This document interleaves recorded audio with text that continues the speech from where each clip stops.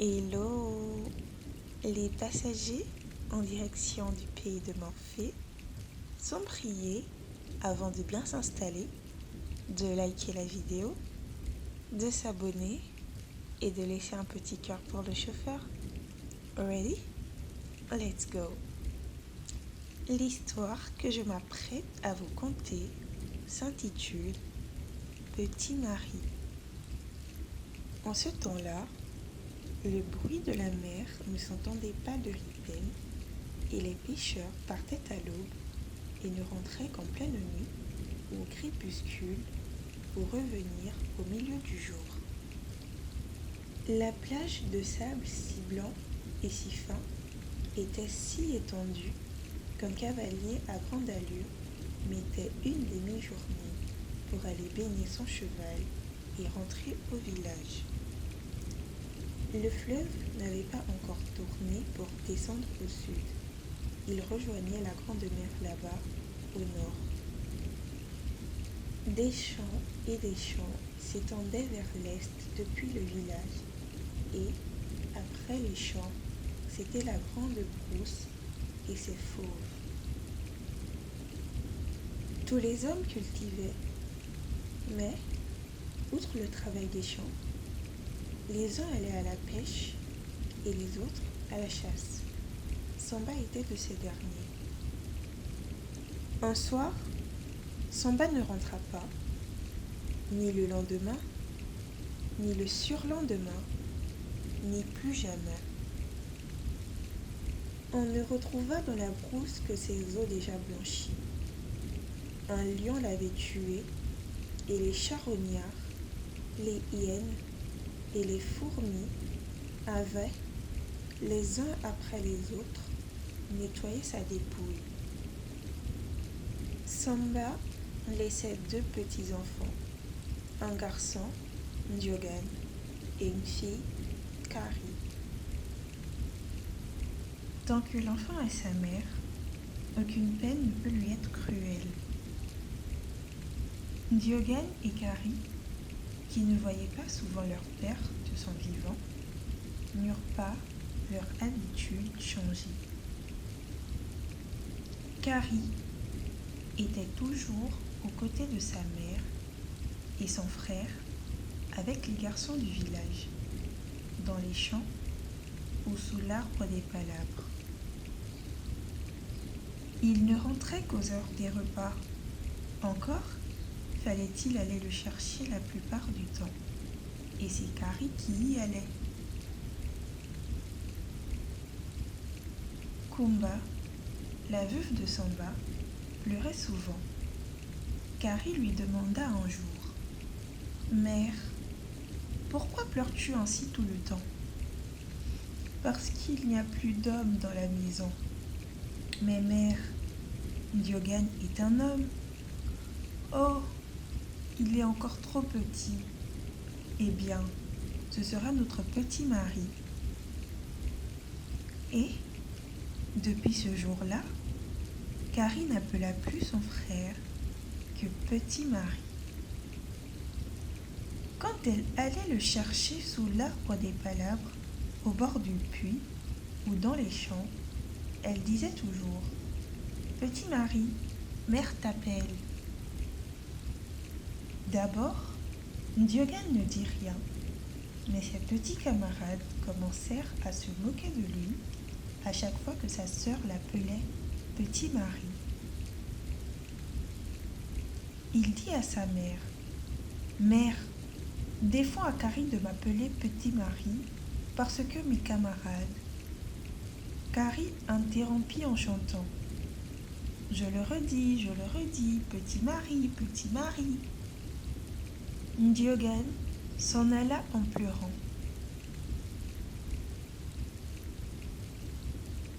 Des lunes et des lunes passèrent. Des années s'écoulèrent.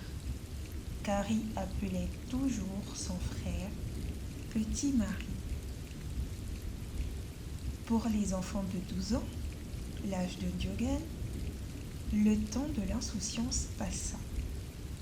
L'heure de la circoncision était arrivée, le moment d'entrer dans la case des hommes et de commencer son éducation, sa formation pour devenir un homme dans toutes les circonstances de la vie, devant toutes les épreuves et, but suprême, un chef de famille, le représentant des ancêtres.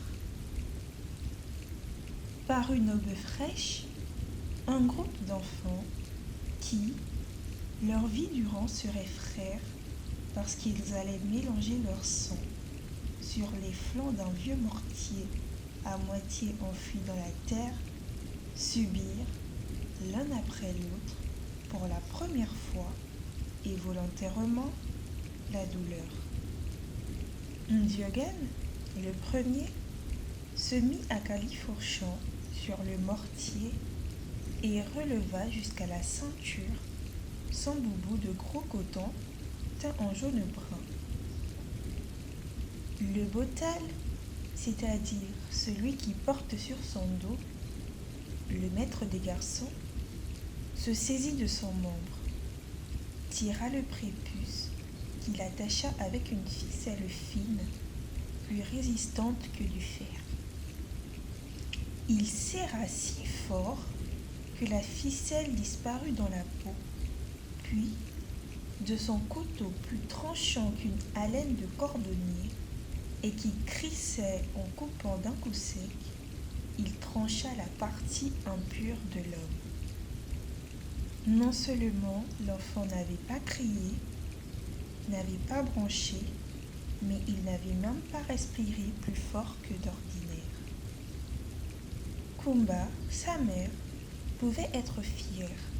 Son fils sera un homme. Le sang n'était pas encore coagulé sur les flancs du vieux mortier qu'un autre garçon avait chevauché le billot évidé, puis un autre et un autre encore. Aucun d'eux n'avait déshonoré sa famille. Les pansements furent faits. L'éducation commençait dans la case des hommes et dans la brousse pour former l'esprit, endurcir le corps et aguerrir le caractère. Le jour, ils allaient au bois mort pour l'éclairage et le chauffage de la nuit, à la chasse à la fronde, à la chasse à l'épieu, à la chasse au linguet, de longues baguettes dont chaque circoncis portait une paire. Ils allaient aussi au charpadage, car on ne devait rien leur réclamer de ce qu'ils voulaient, poulet, canard ou autre chose. Le soir et à l'aube, c'étaient les cassacs, les chants initiatiques, rudiments de la sagesse des anciens, les chants exerce-mémoire, composés souvent de mots et de phrases sans signification apparente ou dont la signification se perdit au temps reculé où les hommes noirs s'éparpillèrent. C'étaient les devinettes à double sens, les passives que les selbés, les récitants leur apprenaient à coups de linguets sur l'échine et de braises rougeoyantes sur la main refermée. Les selbés, les aînés, soignaient aussi sans ménagement les plaies, et il arrivait souvent que la chèvre qui n'avait pas pleuré quand on l'a égorgée criait quand on la dépouillait. Le circoncis, qui n'avait rien dit quand on l'avait opéré, pleurait quand on le pensait. Hors de tout contact avec ceux du village, surtout les femmes, le dur mois passa, où les enfants mangeaient parfois bien, mais le plus souvent, facettis d'un selbé, la bouillie de mil au lait sucré au miel était mélangée au couscous ou au riz pimenté. Et parfois, pour allonger la sauce, un aîné, plus dur que les autres, crachait dans la calebasse qui devait être vidée et propre comme si elle revenait du puits ou de la rivière.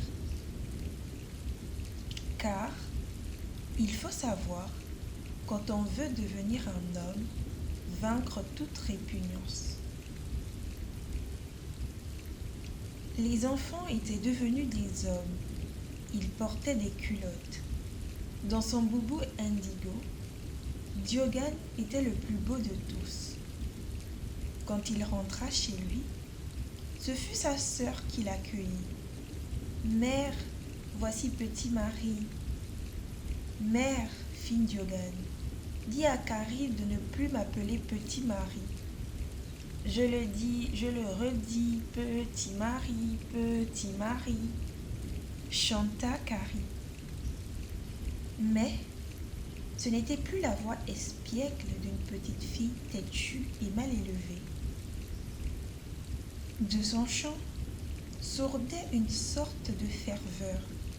C'était une voix d'amoureuse, car Carrie aimait son frère qui était le plus beau de tous les jeunes gens du village.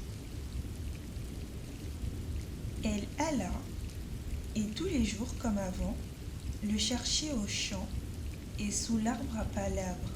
« Petit Marie, mère t'appelle. » Tous ceux qui étaient à l'ombre du baobab, jeunes et vieux, se mirent à rire.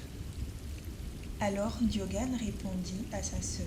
« Carrie, dis à mère que je ne rentre pas à la maison, que je n'y rentrerai plus jamais. Je m'en vais. » Il se leva et s'en alla vers la mer. Revenu à la maison, Carrie prévint sa mère. « Mère, petit Marie est parti. »« Où ?» demanda Kumba. « Du côté de la mer. Il a dit qu'il ne reviendra plus jamais. » Elles sortirent toutes les deux et virent Diogane qui s'en allait en courant là-bas, là-bas. La vieille femme appela en chantant. « Diogane, reviens! Diogane, reviens, chérie! Que ta sœur ne t'exile pas! Diogane, reviens !» Le vent lui apporta la voix de son fils. « Mère, dis à Carrie de ne plus m'appeler petit Marie. »« Je le dis, je le redis, petit Marie, » chanta la sœur. Dans le sable brûlant et mouvant où s'enfonçaient leurs pieds, elles suivirent Diogane. La vieille femme appelait toujours son fils. « Diogane, reviens! Diogane, chéri, reviens !» Et Carrie chantait toujours. « Je le dis et le redis, petit Marie, petit Marie. » Le soleil les avait rattrapés et devancés tous les trois. Il plongea dans la mer. Le vent qui s'était rafraîchi portait la voix de Diogane. Diogane allait toujours vers la mer qui commençait à couvrir sa voix de son bruit lointain. La nuit était venue et au chant de la vieille femme, au chant de sa fille, se mêlaient maintenant des vagues dominant la voix du jeune homme. « Que ta sœur ne t'exile pas, Diogane, reviens !» À l'aube, les deux femmes atteignirent le sable humide et elles aperçurent Diogane, dont les chevilles étaient encerclées par l'écume des vagues qui déferlaient. « Diogane, reviens! Diogane, reviens, chérie !» suppliait la vieille femme. « Mère, dis à Carrie de ne plus m'appeler petit Marie, » demanda son fils. « Petit Marie, je le dis et le redis, » s'entêta sa sœur. Diogane avança jusqu'aux genoux dans les vagues qui roulaient et s'étalaient derrière lui. « Que ta sœur ne t'exile pas, Diogane, reviens !» pleura la mère. Il avança toujours dans l'eau qui lui arriva à la poitrine. « Mère, fit-il, dis à Carrie de ne plus m'appeler petit Marie. » Et l'eau lui entourait le cou. « Je le dis et le redis, petit Marie, chantait toujours Carrie. Et Kumba en larmes appelait toujours: Diogan, reviens! Mais Diogan ne répondit plus. Il avait disparu dans la mer. Kumba saisit alors Kari à la gorge et, la renversant par terre, lui enfonça la tête dans le sable humide et mouvant jusqu'à ce que le corps de la jeune fille devienne flasque comme les méduses que les vagues avaient abandonnées sur la plage.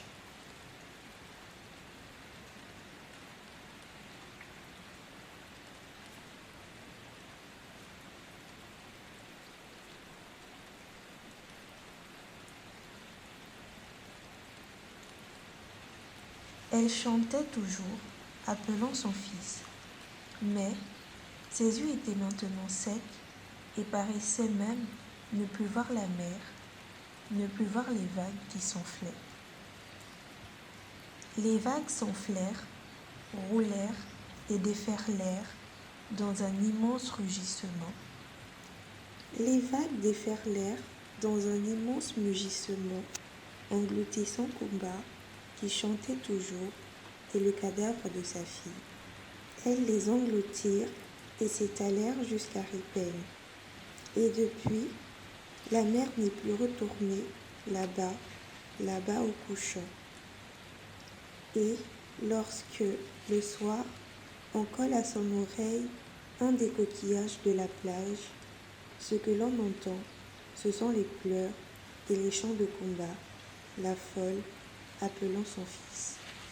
Diogan, reviens, chéri.